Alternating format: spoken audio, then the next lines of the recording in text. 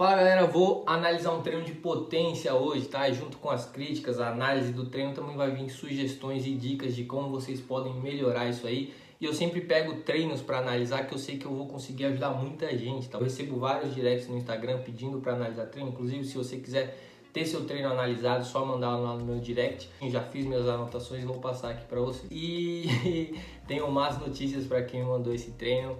Tenho até um pouco de dó, um pouco de receio, porque eu também passei por isso. Eu já fiz muitos treinos que eu achava que eu estava evoluindo em alguma coisa, mas na verdade não estava. E eu vou passar agora para vocês aqui alguns exercícios que lá eles fazem, tá bom? E lembrando, potência, força explosiva, força rápida, força de velocidade, são tudo a mesma coisa. O que acontece é que quando o Brasil quis evoluir muito na ciência do treinamento esportivo, o que ele fez? Ele saiu mandando pessoas para o mundo todo para ir aprender, para a Rússia, para os Estados Unidos, que eram as maiores potências, e aí cada um fez a sua tradução. Quando trouxe aqui para o Brasil, cada um traduziu do seu jeito, não teve um grupo de pessoas que foram traduzir as coisas juntas, então cada um traduziu do seu jeito, por isso que tem várias e várias formas de falar, mas é tudo a mesma coisa, tá bom? Aqui na JBR a gente chama de potência, beleza? Então, mas não está errado nenhuma delas. A grande maioria das pessoas fazem esse treino. Por exemplo, 4 de 12 no agachamento livre, mais 30 saltos. Esse é o primeiro exercício aqui. E o seguinte, 4 de 12 de agachamento livre. O agachamento livre é um dos melhores exercícios que tem para jogador de futebol. É um exercício que ativa muitas musculaturas, é livre, então a gente ativa bastante core, ativa bastante os músculos estabilizadores e os músculos auxiliares, né? Então a gente tem uma ativação de panturrilha e glúteo muito boa, posterior de coxa, quadríceps. Então tá, cara, é um exercício excelente. Então o cara lá meteu 4 de 12 aqui para ela fazer, e depois que fizesse esses 4 de 12 fazia 30 saltos. E aí, cara, não tem muita coerência científica isso aqui, porque para que você vai fazer o salto depois de você ter fadigado? E outra coisa, essa parte de 3 de 10, 4 de 12, eu já falei nos vídeos anteriores aqui do Criticando os Treinos de Futebol que o músculo não conta, não é tipo assim, fiz 10, estou evoluindo, fiz 14 não evolui mais, fiz 8 não evolui mais. É uma zona de repetições que a gente tem que ter o estresse metabólico, o estresse tensional, mas dá uma passada lá nos outros vídeos depois desse aqui para que você consiga entender, tá bom? Nos outros vídeos eu explico certinho. Então, músculo não conta, mas não vou entrar nesse assunto. Então, ó, quando você está trabalhando saltos, normalmente o seu objetivo é trabalhar pliometria, né? Mas se você fez um exercício antes e você vai trabalhar a pliometria serve para trabalhar a velocidade, a potência, como eu falei para vocês. E para a gente ganhar velocidade, a gente tem que estar sempre batendo o nosso próprio recorde, tentando saltar o mais alto possível, fazendo uma contração muscular muito rápida. Mas se você já fez 3 de 12 em agachamento livre, quando você for fazer esse salto de pliometria, vai estar fadigado, você não vai conseguir bater seu próprio recorde, você vai estar saltando mais se não tivesse feito o agachamento livre. Então assim, para um treino de potência, isso aqui já não soa muito legal. Você vai entrar com um treino de potência fadigado, isso não é tão bom, tá bom? Treino de potência, você tem que estar 100%, você tem que estar livre. Nem fadiga mental você tem que ter direito, porque a fadiga mental também atrapalha aqui o sistema nervoso central que conecta o cérebro com o músculo, tá bom? Então toma muito cuidado com isso aí. Então o primeiro erro foi isso. Você poderia ter feito saltos antes do treino. Depois de um exercício de força é difícil. Por quê? E lá na frente eu vou explicar um pouco sobre potencial de pós-ativação. Existem alguns casos específicos que eu e meus atletas também trabalham, onde a gente faz um exercício de força e logo em seguida a gente faz um exercício de salto. Só que são casos específicos que lá na frente eu vou contar para vocês, tá bom? Agora eu separei essa. Se você fez o agachamento livre, você fez os 30 saltos, está com um volume muito grande, só que a intensidade você vai perder, não tem como. Você fez 12 repetições de agachamento, vai fazer mais 42 repetições. E aí 42 repetições é muita coisa, você não vai conseguir colocar intensidade nisso. Então a primeira coisa que a gente tem que pensar é aquele volume e intensidade. Cara, se você tem um volume grande, normalmente você não vai conseguir fazer esse movimento rápido por muito tempo, como eu já falei para vocês. Então tome muito cuidado com isso, coloque em séries mais curtas. Quando a gente está fazendo treino de velocidade, a gente está muito com a via da creatina, coisa que eu também já expliquei em vídeos anteriores aí. A via da creatina, ela é um combustível que dura ali mais ou menos até no máximo 18 segundos. E aí você vai trabalhar dentro dessa zona. Se você vai trabalhar dentro dessa zona de 18 segundos, cara, fazer repetições curtas. Então aqui na JBR com os meus alunos, o que eu faço? sempre repetições, 4 a 6 repetições, estourando 8 repetições, tá bom? Então toma muito cuidado, pô, fez 46, não vai conseguir. 46 você vai estar trabalhando a via aeróbia, você está trabalhando a via de maratonista, tá bom? Que é um outro tipo de combustível, um combustível mais voltado para resistência, que não é o caso desse treino aqui, que é um treino de potência. Então tome muito cuidado com isso aí, tá bom? Então agacha 4 de 12 agachamento livre mais 30 saltos não é uma boa estratégia para estar ganhando velocidade por conta desses fatores, tá bom? Depois a gente tem aí 3 de 12 passada, creio eu que seja aquele a fundo, né? Que vai tem vários lugares, tem nomes diferentes, mas é sempre a mesma coisa, mais 10 a fundo. Então fez vários avanços ou progressões ou passadas, depois fez a fundos alternados. E aí a mesma coisa, não vou falar disso de novo, mas a fadiga, a intensidade, e aqui agora a gente vai falar do potencial de pós-ativação, PPA. O PPA é o seguinte, quando a gente vai fazer um salto, normalmente a gente bate um limite de velocidade. Se a gente faz um exercício de força antes, capaz de aumentar a nossa ativação muscular, o que é isso? Aqui tem o nosso cérebro e para ligar os nossos músculos tem alguns fiozinhos lá. E aí normalmente o nosso corpo não liga todos os fiozinhos que ele tem, liga alguns só, porque o nosso corpo ele é craque em economizar energia, né? Ele não vai gastar tudo assim de uma hora para outra. Então se você faz um exercício de força, por exemplo, aqui tem os fiozinhos que saem daqui e ligou no músculo lá. Aí a gente vai ligar aqui uns 3 de uma vez só e vai fazer um movimento. Ligou 3. Aí você está tentando fazer o exercício de força, você está tentando subir uma carga, você ligou esses 3 e não está conseguindo. O que o teu cérebro vai fazer? Ele vai ligar mais algumas unidades motoras aqui. Para quê? Para você conseguir fazer. Essas unidades motoras ligadas, o que acontece? Você fica mais forte, mais potente. Então você faz um exercício de força antes, depois faz um exercício de potência com saltos, você consegue saltar um pouco mais alto. Isso aí é comprovado cientificamente e você com qualquer mínima organização você também consegue comprovar isso, tá bom? Então você salta, dá uma descansada, tenta fazer um agachamento com um peso bem razoável, peso muito bom, peso forte, e depois você tenta saltar de novo e aí você vai ver que você vai saltar mais alto. Só que as repetições para isso são repetições curtas ali. 4 repetições, 3 repetições, 2 repetições, para você poder fazer essa ativação e não chegar para o treino de salto fatigado, lembrando da via da creatina. Você passar de 18 segundos, você já está acumulando lactato, já está fazendo umas coisas lá que fadigam a nossa musculatura que não é tão legal, tá bom? Eu posso fazer um vídeo só disso depois.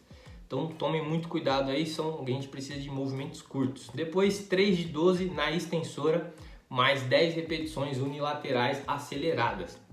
Então a gente entendeu aqui que existe um padrão, né? Ele faz um trabalho de força e depois faz um trabalho de velocidade e não tá tão legal assim, tá bom? Para funcionar teria que ser repetições mais curtas e o potencial de pós-ativação eu uso com os meus atletas, mas em quais momentos? Depois que ele já tá muito bom em outros níveis de exercício, que lá na frente também eu vou falar um pouquinho sobre níveis de exercício. Tome cuidado. E lembrando, o último tópico aqui é um trabalho de panturrilha e eu sei que a grande maioria de vocês aí fazem trabalho de panturrilha muito parecido com o que ela está fazendo aqui, tentando conseguir desenvolver aquela panturrilha de jogador, mas eu vou explicar como que desenvolve aquela panturrilha de jogador, tá bom? Seguinte, e não é do jeito tradicional que vocês fazem, a grande maioria. Então lá, 3 de 12 na extensora, mais 10 no lateral. Eu não gosto muito de colocar treinos de força na extensora por qualquer motivo. Você tem que ter um motivo muito grande, você tem que estar, por exemplo, para ir para a extensora, você tem que falar assim, não, a posterior desse cara está muito carregada já, eu quero só fortalecer quadríceps, ou sabe aquelas máquinas de pré-temporada, o cara fica correntado, faz muito movimento. E aí se naquela avaliação ele detecta que o quadríceps está com déficit de força, mas a posterior não está com tanto déficit assim, talvez seja legal fazer. Ou um atleta de alto nível que já fez muito a fundo de agachamento a temporada toda, tá fazendo só um trabalho ali de resistência de força para prevenir lesão e aí, quer mudar um pouco a mentalidade, vai lá e faz. Mas, cara, os exercícios livres são muito mais úteis para o trabalho de força do que os exercícios em máquinas, tá bom? Por quê? Por conta da especificidade. É um princípio do treinamento que visa você fazer um exercício que te aproxime do jogo. Então, a cadeira extensora a gente está sentado e tá pressionando o movimento para cima com as pernas livres ali. Então assim, não é um movimento muito parecido com o que a gente faz em campo. Por exemplo, se a gente troca a extensora por um afundo, por um agachamento, você está fazendo um movimento que você não está mais livre e você está fazendo uma força contra o chão e você está de pé. Então assim, é um movimento muito mais parecido com a força que a gente vai executar no jogo. Se o movimento é muito mais parecido, o que acontece? a gente tem uma maior facilidade de transferir isso para dentro de campo um pouco mais rápido, tá bom? Então quem treina muito em cadeira extensora tem essa dificuldade de não conseguir transferir sim. Você não vai enxergar tanto resultado no curto prazo aí, quanto se você estivesse fazendo agachamento a fundo ou avanço, tá bom? Então tome muito cuidado com essa especificidade. Então, além de tudo isso, a gente ativa a core. Quando a gente está no exercício livre, o exercício é livre, ele precisa ser estabilizado. O nosso corpo estabiliza. E aí ele estabiliza ativando o core. Então a gente já trabalha ali um pouco do core, depois você nem precisa ficar fazendo tantos e tantas séries e exercícios de trabalhos para o abdômen, para a região do core, tá bom? Quando a gente está na máquina, a máquina estabiliza o movimento para a gente e aí o core fica mais relaxadão lá, fica mais preguiçoso. Então tome muito cuidado com isso aí. E aí, mais um tópico aqui muito bom, 4 de 12 no exercício nórdico. Meu, se você está conseguindo fazer 4 de 12 no exercício nórdico, você é a campeã mundial. Porque esse exercício, ele é muito difícil. Para jogador de futebol ainda, cara, ele é muito essencial, mas você vai ver jogadores da Premier League, jogadores da seleção inglesa, seleção italiana, portuguesa, vai fazer esse exercício, até a brasileira também, esse exercício é muito bom, é o campeão, o nórdico, ó. O nórdico é o melhor exercício para prevenção de lesão no futebol. Ele diminui muito os riscos de você ter uma lesão na posterior de coxa. Isso é comprovado cientificamente. Se você coloca times para fazer exercícios sem o nórdico e times para fazer exercício com o nórdico, ao longo da temporada você vai perceber uma diferença muito grande no número de lesões e desconforto na posterior de coxa, tá? Esse exercício é um exercício excelente. Só que são 6 repetições, 8 repetições. E normalmente a gente tem que pensar na qualidade do movimento. Então assim, às vezes você quer colocar um volume grande, 12 nórdicos aí você fez um, você fez 2 no outro, você não consegue mais segurar, você só vai caindo e levantando. Você faz mais um trabalho de braço do que um trabalho para realmente para posterior de coxa. E aí o que acontece? Você não executa com qualidade. Aí a gente tem que tomar muita atenção com a qualidade de execução do trabalho. Então assim, se você não consegue fazer ali as 6 repetições do nórdico bem feito, não é o teu nível agora fazer o nórdico. O nórdico é um exercício mais avançado. Faça exercícios de níveis um pouco mais para baixo, como por exemplo, você fazer uma ponte. A ponte é uma espécie de elevação pélvica, só que sem as costas no banco, as costas ficam no chão. Você fazer a própria elevação pélvica, você fazer um stiff, um levantamento de terra, são exercícios que ativam a posterior de coxa de modo um pouco mais simples, que você consegue controlar um pouco mais a carga. O nórdico você não consegue controlar tanto assim, porque o peso do seu corpo não tem muito para onde ir, tá bom? Então tome muito cuidado aí na hora de fazer o trabalho do nórdico. Não fiquem pensando muito no volume, pensem na qualidade, na intensidade daquele exercício. Se você não consegue executar com qualidade e intensidade, troca o exercício. E aqui esse treino a gente já viu que tem pliometria, agachamento, tem a fundo, tem extensora, mas a gente viu poucos exercícios que são de dominância de quadril. O que é dominância de quadril, Renato? São exercícios que ativam um pouquinho mais a posterior de coxa, onde o quadril mexe um pouquinho mais do que o joelho. Então o agachamento, a fundo, a gente normalmente desce bem o joelho e volta. Exercícios como o terra e o stiff, a gente flexiona o quadril, então a gente joga o tronco lá para frente e volta. Então exercícios de dominância de quadril ativam um pouquinho mais a posterior de coxa, que são os que eu falei aqui, o próprio nórdico, a elevação pélvica, a ponte, stiff e o terra. Então esses exercícios são muito importantes que vocês também tenham no programa de treinamento de vocês, tá bom? Então tomem muito cuidado para não ficar um desequilíbrio muito grande. Então você faz muito trabalho de dominância de joelho, pouco de dominância de quadril, fica um desequilíbrio aí entre a parte da frente da sua perna e a parte de trás da sua perna, e isso pode resultar em falta de desempenho e até mesmo maior risco de lesão, tá bom? Então, depois aqui tem 3 exercícios que eu até gostei, até fazem sentido, tá bom? Então, ó, glúteo na polia unilateral, que muito provavelmente deve ser a abdução no crossover, que a gente chama aqui na JogaBR, tem vários tipos de nome, isso aí também não tá errado. Então é aquele exercício que você põe a tornozeleirinha, a polia está aqui, aquele cabinho da máquina do crossover, e aí você abre, afasta suas pernas, isso você consegue ativar glúteo médio, e o glúteo médio é um estabilizador do joelho. O glúteo médio vai ajudar demais a você evitar lesões no seu joelho e até mesmo você conseguir fazer movimentos mais fortes, tá bom, dentro de campo, como as mudanças de direção, a maior estabilidade ali que vai conseguir ajudar você. E aí, pensando em mudança de direção, aqui também tem agachamento sumô e adutora 15 segundos em isometria. Então, o agachamento sumô é um agachamento quando a gente afasta um pouquinho mais as pernas. a gente ativa ali um pouquinho mais dos adutores mesmo, e depois a gente vai para ela, na verdade, né, faz adutor aqui em segundos. Faz um pouco de sentido esse trabalho. Realmente a gente tem que fortalecer os adutores aí durante os treinamentos. Aqui na Joga BR eu uso outras estratégias, não uso muito isso. Até prescrevo algumas vezes agachamento sumô, mas depende muito do contexto. Não é um mundo normal onde eu prescrevo agachamento sumô, tá bom? É mais quando o atleta está em casa e não tem muita variável para eu poder estar mexendo, e aí eu troco um agachamento por um agachamento sumô para a gente estar conseguindo fazer essa maior ativação. E subida no caixote alternado. Então a subida no caixote alternado, ele não é um exercício tão bom, porque quando a gente desce do caixote e vai colocar outra perna, a intensidade que a gente colocou aqui, a ativação muscular, a gente perdeu, né? Então a gente perdeu essa tensão muscular para estar trocando de perna. Então aí não é um exercício tão legal de você estar fazendo, se você quer ganhar força, se você quer ganhar potência.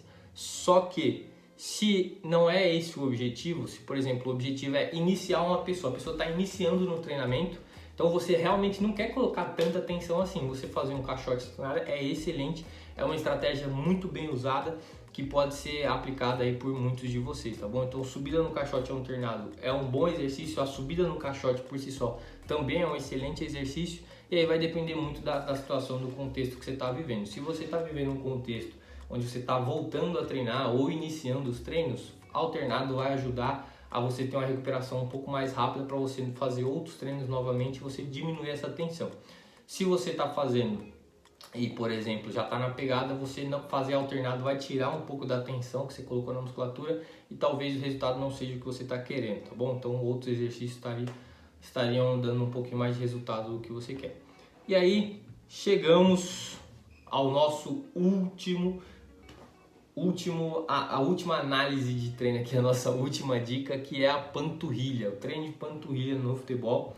Então, essa garota ela me mandou mais exercício, mais um outro treino superior, mas eu acredito que o vídeo já está muito bom por aqui, né?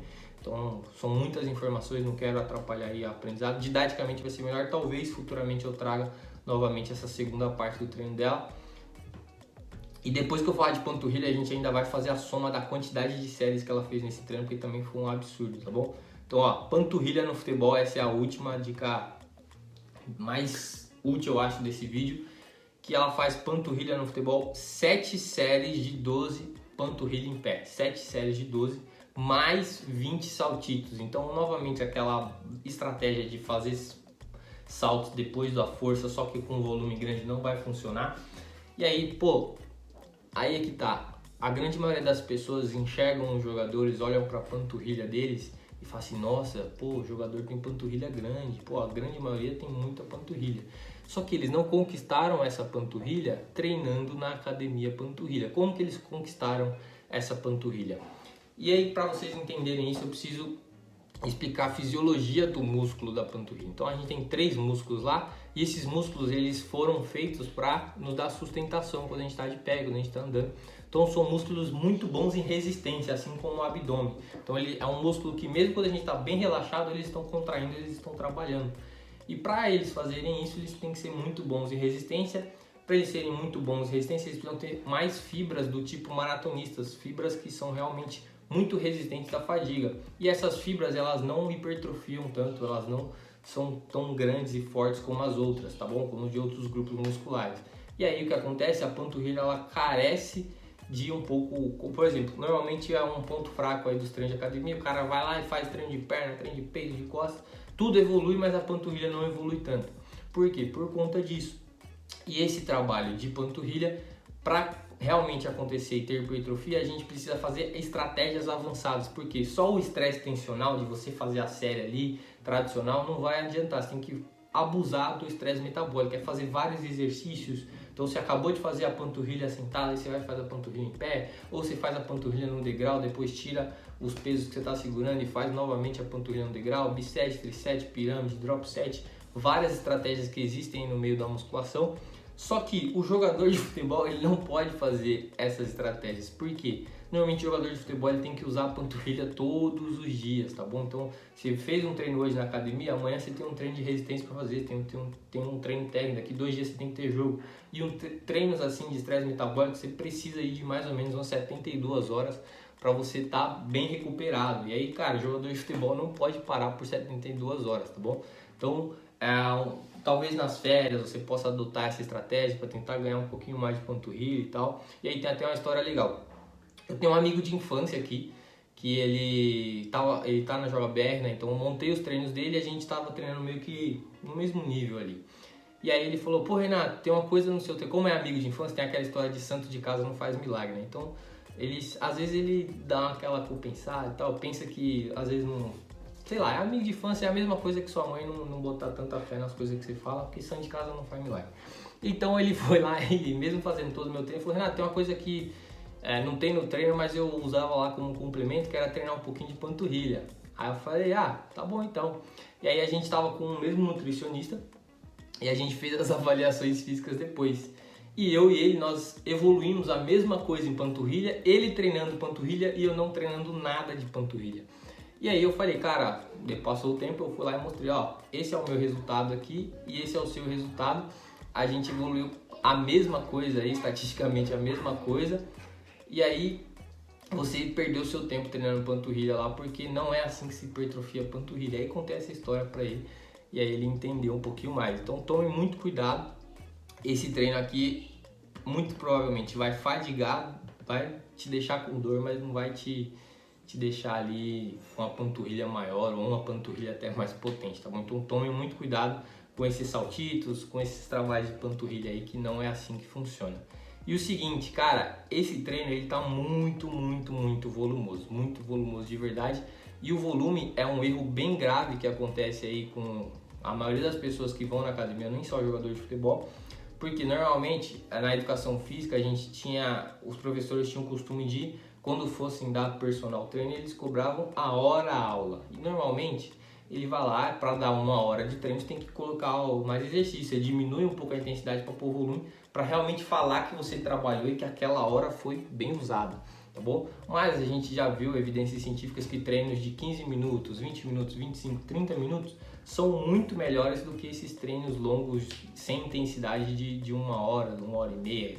Então aqui no futebol às vezes é a mesma coisa. Muito provavelmente se a gente for fazer esse treino com devido descanso, ele vai dar quase 1h30. E isso falando só de exercícios para inferiores e exercícios que na grande maioria são para parte anterior do corpo, né? De dominância de joelhos, são mais focados ali no quadríceps. Então, cara, você está passando muito tempo fazendo um volume gigantesco aí para poucas partes do seu corpo e sonegando algumas outras. E aí vai dar um desequilíbrio muito grande no longo prazo. Pode ser que você tenha algumas complicações aí por falta de desempenho ou prevenção de lesão. Então tome muito cuidado. Não é assim que se faz treinos de futebol, normalmente treinos de força para o futebol. Quando está em fase de força de resistência, você vai fazer ali 3 séries de 10, 15, pode ser que você fez, mas na grande maioria das vezes são 3 séries de 6 repetições, 3 séries de 4, no máximo ali 4 séries de 8, então vai depender muito, o volume está muito grande. Normalmente esse volume aqui que você fez, vamos somar 4 mais 3, 7 mais 3, 10 bugou, mais 4, 14, mais 9, 14 mais 9, 23, mais 7 de panturrilha, 30 séries no mesmo dia. Cara, isso aqui é muita coisa. Você vai fazer 30 séries no mesmo dia. Para você ter ideia, aqui na Joga BR, alguns atletas aqui não fazem nem 20 séries por semana, tá bom? E todos eles têm um baita de um resultado, porque a intensidade tá lá em cima e o trabalho de força tá conciliando com a intensidade. A gente não vai ganhar força e potência no volume, a gente ganha na intensidade e aí pouco a pouco a gente vai aumentando o volume. Então se fazer 30 séries no mesmo dia não é tão legal assim, é um treino muito volumoso, tá bom? Então tome muito cuidado aí, comenta aqui tudo que você aprendeu. Eu gosto sempre do feedback, me dá um feedback aí se você gostou do vídeo, se você aprendeu com esse vídeo, se você vai ajustar os seus treinos. E é nóis, estamos junto, até a próxima, valeu!